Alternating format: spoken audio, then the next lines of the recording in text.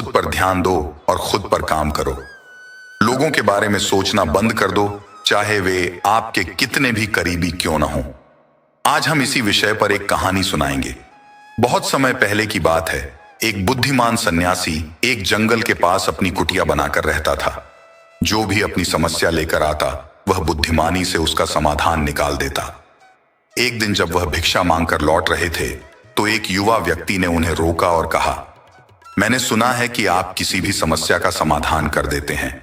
मैं जानना चाहता हूं कि हमें असफलता का डर क्यों होता है और हम बिना डर के अपने लक्ष्य को कैसे प्राप्त कर सकते हैं। यह सुनकर सन्यासी मुस्कुराए और बोले, मैं तुम्हारे प्रश्न का उत्तर दूंगा, लेकिन पहले तुम्हें मेरे साथ मेरी कुटिया तक चलना होगा। लड़का तैयार हो गया और वे दोनों कुटिया की ओर चल पड़े। शाम हो चुकी थी, इसलिए वे भोजन करके सो गए। अगले दिन सन्यासी ने लड़के से कहा, चलो आज मैं तुम्हें जंगल की सैर कराता हूं। कुछ देर बाद उन्होंने एक गुफा दिखाई और कहा, चलो इस गुफा की सैर करते हैं।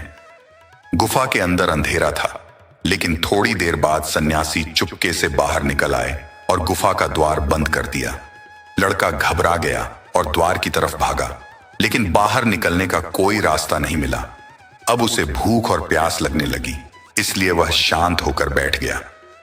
तभी उसने एक सुरंग से आती हुई सूर्य की रोशनी देखी।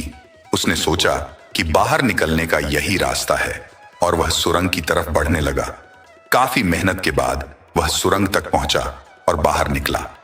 बाहर आकर उसने गुस्से में सन्यासी से पूछा, आप मुझे अंधेरी गुफा में क्यों छोड़ गए थे? सन्यासी ने मुस्कुराते हुए कहा, तुम इस गुफा से इसलिए निकल पाए क्योंकि तुम्हें भूख, प्यास और घुटन महसूस हो रही थी। दूसरा कारण यह था कि वहां कोई नहीं था जो तुम्हें हतोत्साहित करे या आसान रास्ता सुझाए।